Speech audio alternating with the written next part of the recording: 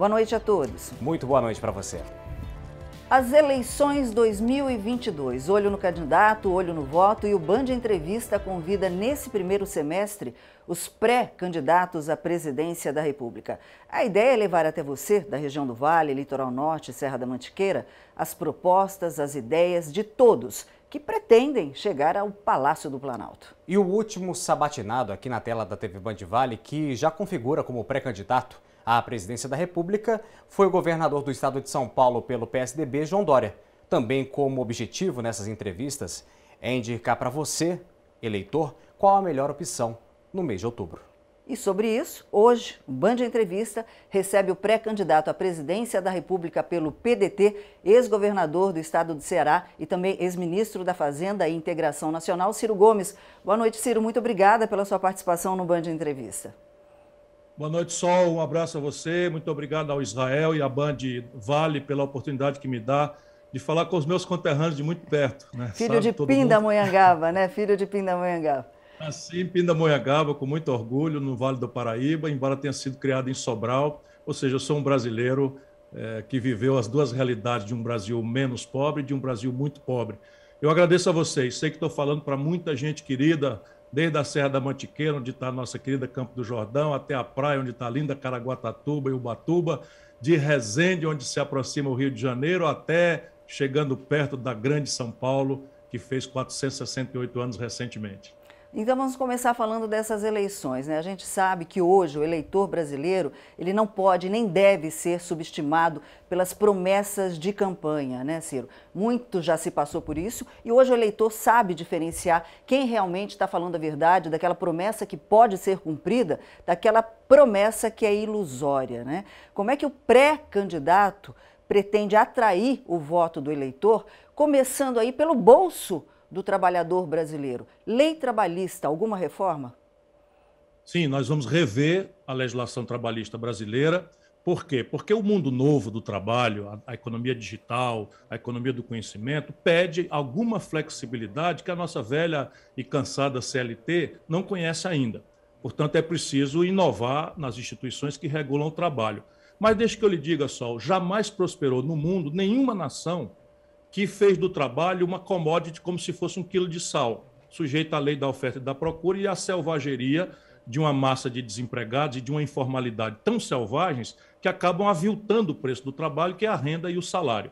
Portanto, vou propor, já estou conversando profundamente com as centrais sindicais, com as centrais empresariais, a um novo presidente da Federação das Indústrias de São Paulo, para que a gente adapte ao Brasil a esses novos tempos. Alguma flexibilidade para a economia digital, o home office, esse trabalho não é à distância, que é uma coisa inovadora, que não se acomoda às formas antigas, mas proteger juridicamente e economicamente o trabalho na sua luta desigual e quase sempre selvagem contra o capital é o dever de um Estado nacional progressista que eu defendo.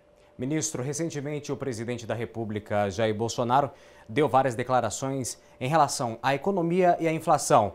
O senhor foi ministro da Fazenda e entende muito bem sobre o assunto. Queria saber do senhor, alta dos combustíveis, preços abusivos, tem jeito o senhor, pré-candidato, chegando na corrida ao Palácio do Planalto, vai trabalhar para tentar reverter essa situação? E eu já emendo nessa pergunta, a culpa é do governo Bolsonaro em relação à alta no preço dos combustíveis? A responsabilidade é do governo federal, é preciso ser justo que não foi o Bolsonaro que criou essa política. Mas ele está mantendo selvagem e grosseiramente essa política que foi introduzida entre nós pelo Michel Temer. Deixa eu explicar para as pessoas, e se eu estiver sendo longo, vocês me interrompam. Sim. Quanto é que custa um sanduíche? Quanto é que custa um sanduíche na praça central da nossa linda São José dos Campos, ali na frente do CTA? Custa quanto custar o pão, o queijo, o ovo, o presunto, mais um lucrozinho razoável para o dono do dogão ali, da lanchonete. Por quê? Porque se ele cobrar um preço muito abusivo, vem outro e a concorrência não permite que ele cobre um preço abusivo. Só para a gente deixar o povo entendendo bastante bem do que está acontecendo. Como é que se calcula o preço da gasolina? Teoricamente, exatinho como se calcula o preço de um sanduíche. Os custos de produção em real, porque o salário dos petroleiros é em real, o petróleo está no subsolo brasileiro ou no pré-sal do litoral brasileiro, não é? As máquinas, por regra, são brasileiras, os caminhões que transportam são brasileiros, tudo isso é a contabilidade em real.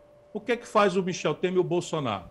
Eles simplesmente resolveram não cobrar mais o custo de produção da Petrobras, e sim quanto valeria um barril de petróleo se o Brasil estivesse comprando ou vendendo de forma importada em dólar lá fora. Então, veja na prática, o barril de petróleo do pré-sal hoje custa em média $10 para produzir. Ontem bateu $91 o petróleo no mundo, por conta da crise na Ucrânia, por conta de uma retomada de crescimento econômico em algumas economias poderosas, especialmente a norte-americana. O petróleo está batendo o recorde de preço nos últimos 7 anos. Por que o brasileiro tem que pagar o preço de $91 se custa $10 produzir aqui dentro? Eu explico para vocês, para dar um lucro exorbitante para o acionista minoritário, a quem, infelizmente, o Fernando Henrique e o Lula cedeu partes importantes do capital não controlador, não votante da Petrobras. Tem solução para isso? Mais fácil e mais simples do que vocês podem imaginar. Ao contrário da mentira com que eles entopem a população brasileira, basta o governo federal, e será feito no primeiro dia de um possível governo meu, eu farei 2 editais publicar na imprensa nacional. O primeiro edital convocará o Conselho de Administração, onde o governo tem maioria, para pôr um fim a essa política de paridade de preços internacional, que ele chama PPI, e passar a Petrobras a cobrar os seus custos, mais uma lucratividade sadia, razoável, em linha com as melhores petroleiras do mundo. Vou dar o número para vocês. Hoje, o lucro da Petrobras, nas costas do povo brasileiro, do caminhoneiro, do taxista, do motorista de aplicativo, da família que não tem como pagar o gás de cozinha, foi de 38% o lucro líquido da Petrobras. O lucro das grandes petroleiras globais, da Shell, da Texaco, da British Petroleum, da Total francesa, é de 6% em média. Então, a diferença entre os 6% e o 38% é pura e simplesmente um assalto à mão desarmada que o governo brasileiro, vendido para o capitalista privado, banqueiros, daqui e de fora, tem feito. Por quê? Porque, ao contrário do dogão, que se cobrar um preço exorbitante, o concorrente vem e toma o freguês, a Petrobras tem um monopólio. Okay. E aqui está a chave de entender. Então, primeiro edital, convoca-se e revoga, e vai ser custo mais rentabilidade em linha com as melhores práticas, tudo com transparência, todo mundo vai acompanhar como é que vai fazer esse cálculo. Segundo edital, como as ações vão cair de preço, se eu chegar à presidência da República, é natural que ali nos primeiros dias, entre a minha eleição e a posse, vai cair de preço. Mas eu quero segurar esses preços dizendo, quem estiver se sentindo prejudicado, o governo brasileiro comprará de volta as ações da Petrobras até integralizarmos novamente 60% do capital controlador da companhia. E a gente vai falar mais sobre economia no próximo bloco, porque o Band Entrevista faz a primeira parada e volta em instantes. Hoje, em entrevista exclusiva com o ex-ministro da Fazenda e pré-candidato à presidência da República, Ciro Gomes.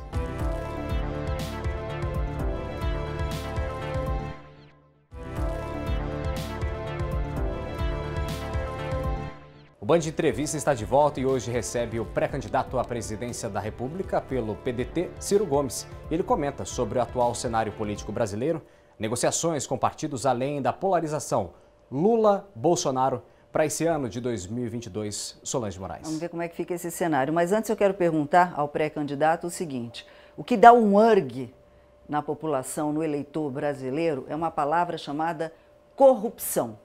Porque a gente vê aí que existem muitas promessas de combate à corrupção. No entanto, o que nós vimos pós-mensalão, pós-Lava Jato, é que a corrupção continua ainda no nosso país. O que o pré-candidato pretende fazer em relação a isso?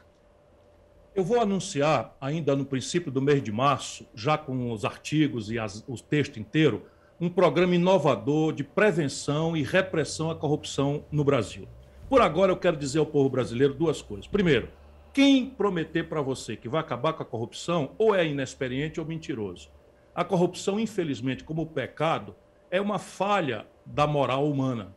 Ela existe nos Estados Unidos, na Europa. O problema no Brasil é a generalização e a impunidade. E isso, a generalização e a impunidade, pode acreditar, tem jeito da gente enfrentar. Como é que a gente pode enfrentar isso? Primeiro, mudando a forma da governança política do Brasil. Olha só, deixa eu dizer para os seus espectadores da nossa Band Vale. O Brasil tem o mesmo modelo econômico, e a gente fala sobre isso já já, e o mesmo modelo de governança política desde a redemocratização. O Collor governou com o Roberto Jefferson, com o Valdemar Costa Neto, que estão dando as cartas do Bolsonaro. Mas é incrível, eles estavam com o Fernando Henrique. E o Collor foi cassado. O Fernando Henrique e o PSDB nunca mais ganharam a eleição nacional e governou com essa gente. O Lula teve uma oportunidade de ouro. O povo brasileiro deu nas mãos do Lula uma oportunidade de ouro de mudar o país, foi lá e governou com essa gente, acabou na cadeia.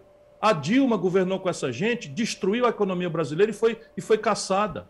Não é? O Michel Temer governou com essa gente e saiu pela porta dos fundos, sem ter chance de disputar uma reeleição no cargo tão desigual é a condição da disputa. E o Bolsonaro, que prometeu enfrentar a corrupção do PT e resolver a equação da tragédia econômica que o PT produziu, também afundou, desmoralizado por essa gente. Nós temos que mudar isso. Essa é a causa da generalização e da corrupção ter se transformado corretamente na imaginação do nosso povo. E isso é uma tragédia, especialmente para os mais jovens, num elemento central do modelo de poder. Sim. E eles têm coragem de dizer, olha, quem não governar com essa gente, não governa. Como assim, cara pálido? Do Itamar Franco, de quem eu fui ministro, fez o plano real. Não governou com essa gente e foi o único presidente que saiu pela porta da frente, não é, de cabeça erguida, aplaudido por todos os brasileiros. Ciro, eu gostaria que você falasse como é que você vê a atuação do STF no combate à corrupção. Eu acho muito falha, porque, veja, nós, das duas, ou nós assistimos uma aberração jurídica, estou falando do seu ponto de vista jurídico, sim, no comportamento do Sérgio Moro e da Força Tarefa, 5 anos atrás, não é? Ou nós não assistimos. Então veja o que aconteceu, o brasileiro médio não consegue entender. A gente tem que respeitar o Supremo da última palavra, não é? No Estado de Direito Democrático, quem pode errar por último é o Supremo Tribunal Federal, e a gente tem que respeitar. Porém, a gente não tem como não pedir reflexão sobre isso. Então, o Lula foi preso, passou 580 dias na cadeia, não é? Um bocado de gente foi presa, o Sérgio Moro virou político, caçou o Lula, virou ministro do Bolsonaro, e mais de 15 recursos chegaram ao Supremo dizendo que o juízo de Curitiba não era o juízo natural, ou seja, que o Sérgio Moro não era o juiz correto para julgar, e que o Sérgio Moro se comportava de forma suspeita, ou seja, sem a isenção com que o juiz deve se comportar examinando as provas dos autos, e isso é verdade. Porém, o Supremo só viu isso 5 anos depois.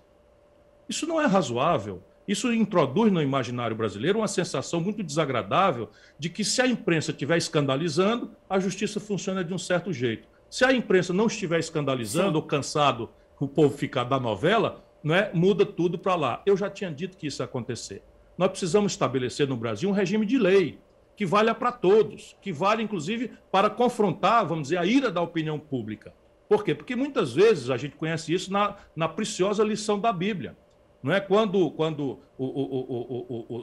os carrascos de Jesus, nosso Senhor Jesus Cristo, estavam em dúvida, porque ele era claramente inocente, se perguntou ao povo se libertava Jesus ou Barrabás. E a multidão enfurecida libertou Barrabás e nós perdemos o Filho de Deus, o Onipotente. Isso é uma preciosa história para a gente dar valor à severidade da lei, mas ao equilíbrio com que se aplica a lei, valendo para branco, para negro, valendo para índio, valendo para rico, para pobre. Isso está muito longe de ser verdade no Brasil. Ministro, mas o que o senhor acredita que vai mandar nessas eleições agora de 2022? A gente tem a polarização Lula e Bolsonaro. Lula segue com aquela pecha de corrupção. E Bolsonaro em relação à negligência à pandemia da Covid-19. Nas pesquisas estimuladas e espontâneas, os dois ainda continuam na frente. E nesta terceira via que está se encaixando, que o senhor também já chega como uma alternativa à polarização Lula e Bolsonaro, o que vai demandar? Será a polarização? Será essa briga direta entre Lula vinculada à corrupção e também o Bolsonaro agora vinculado às negligências perante a pandemia da Covid-19, não tendo a compra das vacinas contra a doença? Olha, Israel, eu vou pedir a Deus que ilumine a minha palavra para que a gente possa pensar juntos. 70% do povo do Vale do Paraíba, não é que é um povo politizado, educado, não é que é uma fração absolutamente acima da média de qualidade, não é, de formação do povo brasileiro, votou no Bolsonaro. E não votou no Bolsonaro porque o Bolsonaro tinha uma obra ou que o Bolsonaro tinha uma proposta encantadora. Votou para protestar, corretamente magoado, 70% do nosso povo, que são nossos irmãos. Votaram magoados porque o PT, com o Lula e a Dilma, produziram a maior crise econômica da história. Tá bom, existe uma etapa do Lula em que o consumo se expandiu, o crédito se expandiu, o salário mínimo melhorou de valor, políticas sociais compensatórias foram consolidadas, e isto é uma memória correta. Mas isto foi financiado de forma absolutamente precária por um preço artificialmente alto dos nossos produtos lá fora. Sim. Na hora que os produtos do Brasil lá fora diminuíram de preço pela crise de 2008, o mesmo Lula, o mesmo PT com a Dilma quebraram o país. E em cima dessa quebra que fez o desemprego saltar de 4% para 12%, onde nós ainda hoje estamos, o povo que perdeu emprego sabe disso. Sim. O desemprego saltou de 4% para 12% com o PT no governo. Quem quebrou a Petrobras foi o PT. Quem vulnerou a Petrobras a essa política artificial de preços, não é? Foi o PT. Quem construiu toda essa crônica de corrupção, que a gente pode condenar o Sérgio Moro, como eu sempre condenei, porque ele virou um político e acabou garantindo a impunidade dos corruptos do governo do PT. Mas espera aí um pouquinho, o Palocci devolveu 100 milhões de reais. 100 milhões de reais é muito dinheiro, e o Palocci devolveu o dinheiro, está lá ouvindo a conversa, dizendo, eu roubei essa montanha de dinheiro aqui, com o Lula sabendo. Então, veja, o povo votou no Bolsonaro para protestar. Agora, a pergunta que eu faço, volto a dizer, pedindo a Deus que ilumine a minha palavra. Será que é razoável que a gente, decepcionado com a enganação do Bolsonaro, a gente agora vai votar no Lula para protestar contra o Bolsonaro? Que hora nós vamos cuidar do Brasil? Isso é que eu quero uma oportunidade. Vamos discutir a economia. Por que o Brasil era o país que mais crescia no mundo, agora é o país que menos cresce? Por que nós somos a terceira maior inflação do mundo? Eu ajudei a fazer o real, eu compreendo as causas disso, tenho propostas práticas para resolver. Ministro, a gente vai falar mais sobre isso no próximo bloco, viu, Solange? Porque a gente tem mais assuntos para tratar hoje no Band Entrevista com ele, Ciro Gomes, pré-candidato à presidência da República, aqui na tela da TV Band Vale.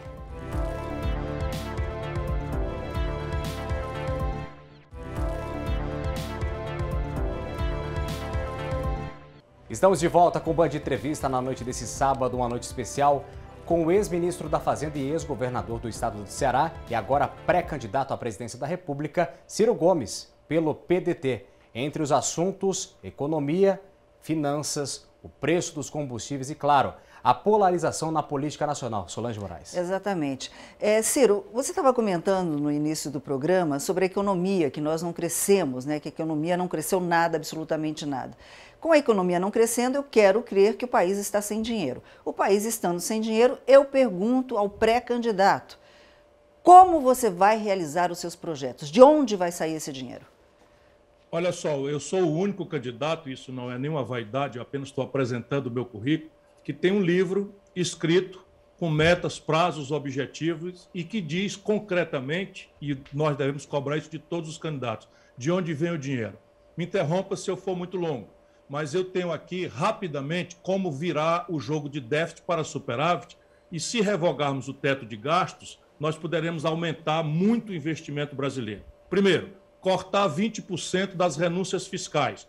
Isso é imposto devido, que não se paga por tipo de favores. Por exemplo, filé mignon, salmão, enfim, esses produtos da cesta, botaram na cesta básica e não pagam para o governo.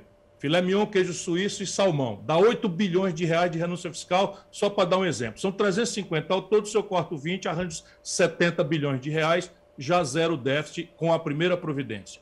Segunda providência, eu vou cobrar, como já fiz quando governador, o imposto de renda sobre os lucros e dividendos empresariais. Esqueça os lucros até 5 milhões de reais, não vão pagar nada, mas quem ganhar acima de 5 milhões de reais de lucro vai pagar aquilo que é razoável se pagar. A alíquota máxima, nesse caso, é 15% e eu arrecado 60 bilhões de reais por ano. Aquele lá, 70 por ano, aqui 60 por ano. Eu vou cobrar 50 centavos de cada 100 reais das grandes fortunas acima de 20 milhões de reais. 58 mil contribuintes apenas arrecadarão para o governo brasileiro 68 bilhões de reais por ano. Eu vou melhorar a tributação brasileira sobre as grandes heranças. De novo, a classe média, fique tranquilo, quem tem patrimônio até 5 milhões de reais, nenhuma tributação. Mas a partir daí, o imposto em São Paulo é 4%. Aqui no Ceará a gente já cobra 8%. Então isso dá mais 28 bilhões de reais de arrecadação. Ou seja, eu tenho, para não cansar os seus telespectadores, bastante clareza de onde é que está o dinheiro e apenas eu vou corrigir, em linha com as melhores práticas internacionais, as profundas, corruptas e graves distorções do sistema de impostos brasileiro. Uma parte desse incremento do imposto sobre os super ricos, eu vou descontar no imposto do consumo popular e do investimento, que vai ser zerada a tributação para que o país estimule o investimento e a produção. Ministro, e para essa região do Vale do Paraíba, que, claro, o senhor conhece muito bem, o senhor que também é um entusiasta, assim como eu, da tecnologia, desenvolvimento e inovação, o senhor tem aí alguma proposta, alguma iniciativa voltada para a capital do Vale do Paraíba, que é São José dos Campos? Olha, sem nenhuma dúvida, eu lutei feito um louco, inclusive fui para a Justiça, mandei cartas para autoridades estrangeiras para não permitir a venda da nossa Embraer para a Boeing norte-americana. Felizmente, não é, minha modesta contribuição ajudou, essa reversão foi feita. E hoje nós temos que converter a nossa Embraer numa grande indústria aeroespacial. O projeto do caça Gripen, que transferiu 100% do pacote tecnológico da Saab sueca, que eu visitei, é só apenas o começo das possibilidades da tecnologia aeroespacial e de uma série de aplicações civis em microeletrônica, enfim. E aí vocês são o máximo daquilo que o Brasil tem. Nós não podíamos jamais deixar que isso fosse destruído, que era a intenção daqueles apátridas que no Brasil permitiram a entrega da nossa Embraer para a Boeing. O setor de defesa vai ser quem vai puxar, porque um dos grandes complexos industriais em que o governo federal já está gastando bilhões de dólares vai verticalizar no Brasil toda a produção possível a partir da menor sofisticação para a maior sofisticação tecnológica, naturalmente. Mas é preciso diversificar e interromper o processo de desindustrialização. A Dutra hoje é o endereço, a Via Dutra, é o endereço da mais violenta destruição de indústrias da história do capitalismo mundial. Só para vocês terem uma ideia, em 1980, um terço da riqueza brasileira era industrial. Hoje caiu de 10%. Okay. E o centro da crise é aí e a saída da crise passa por aí.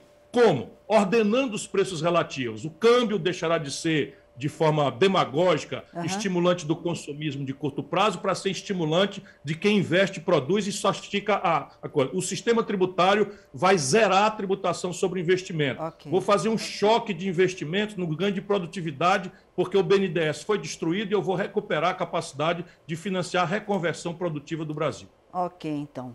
Pré-candidato à presidência da República, Ciro Gomes, agradecemos demais a sua participação no Band em Entrevista. Uma boa noite, um ótimo final de semana para o senhor. Obrigado. Eu peço ao povo brasileiro, não se decida agora. Vamos forçar todos os candidatos a apresentar suas propostas, suas ideias. E acredite, a solução para o futuro não é a volta ao passado. Obrigado, candidato. Obrigado. E olha, o Band Entrevista, ele fica por aqui, mas sempre com o encontro marcado contigo aos sábados, às 10 para 7 da noite. E a gente está sempre juntinho. Até lá, bom final de semana. Um excelente final de semana para você, um excelente sábado. Boa noite.